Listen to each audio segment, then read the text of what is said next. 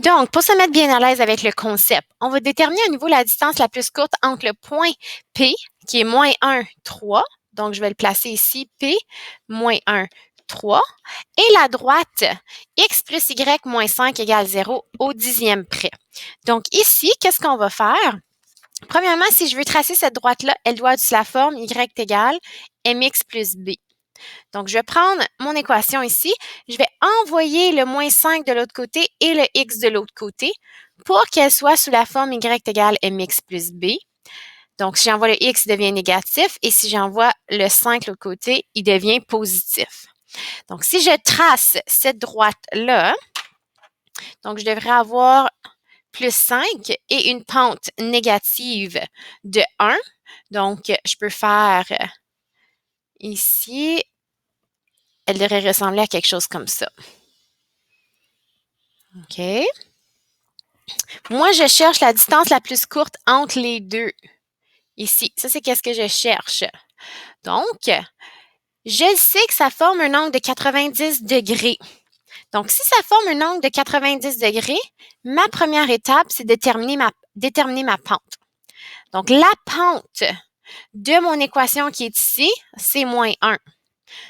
Donc, la pente de mon équation qui est perpendiculaire, c'est l'inverse de ça ici, négatif. Donc, j'envoie le 1 en haut. Si celle-là ici est négative, celle-là ici, elle va être positive. Ma pente est donc 1. Si j'écris mon équation, j'ai 1x plus b parce que ma pente est 1. Je cherche la valeur de mon b. Je sais que ça passe par le point P qui est moins 1, 3. Je remplace dans mon équation mon x par moins 1 et mon y par 3. J'évalue qui me donne moins 1 plus b. Je l'envoie de l'autre côté. B est donc égal à 4. Y est égal à x plus 4 est mon équation de la droite en rouge. OK? Maintenant, comme deuxième étape, qu'est-ce qu'on va faire? On va trouver le point d'intersection. Donc, j'ai deux équations. Je vais y aller par comparaison, puis je vais les mettre un égal à l'autre. J'ai une équation, donc mon équation du départ qui est moins x plus 5, et j'ai mon équation que je viens de trouver qui est x plus 4. Donc, je vais regrouper mes termes semblables et j'envoie le 5 de l'autre côté, il devient négatif. Donc, 4 moins 5 me donne moins 1. Je divise par moins 2, divise par moins 2. X est donc égal à 1 sur 2 parce que 2 négatifs s'annulent et donnent un positif. J'ai trouvé la valeur de x de mon point d'intersection. Maintenant, il faut que je trouve la valeur de mon y. Donc, je vais remplacer mon x par une demi dans une de mes deux équations. Je prends y2 qui est égal à x plus 4. Je remplace mon x par une demi. OK? Donc, y2 égale à une demi plus 4. Je vais continuer complètement à gauche pour avoir plus d'espace. Donc, y2 est égal à une demi plus 4. Je vais avoir le même dénominateur pour pouvoir faire l'addition. Donc, j'ai une demi plus 8 sur 2 qui me donne 9 sur 2. Mon point d'intersection est une demi qu'on a déjà déterminé et mon y qui est égal à 9 sur 2. Et voilà le point d'intersection qui se retrouve ici, une demi et 9 sur 2. Donc, il me reste seulement une étape. Donc, je vais effacer ça ici. Puis, on va faire l'étape au milieu. Pour ne pas se mélanger, je vais tout effacer. Parfait. OK.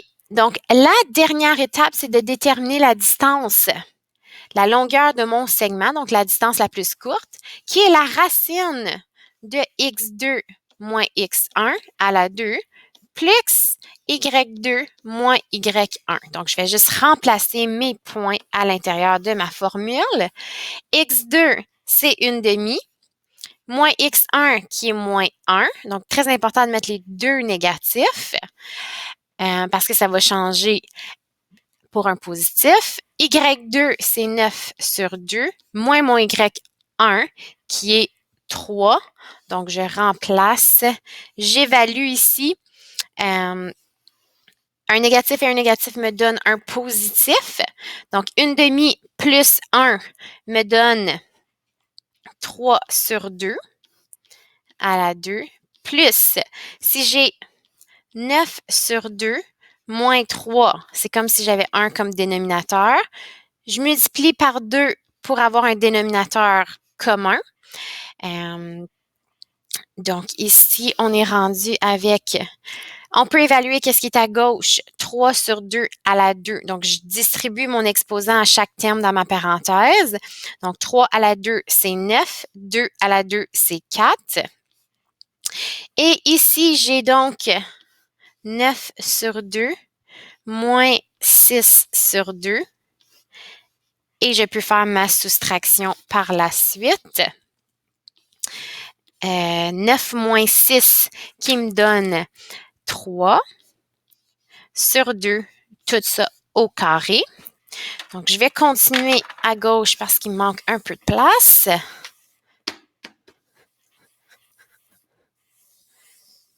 OK.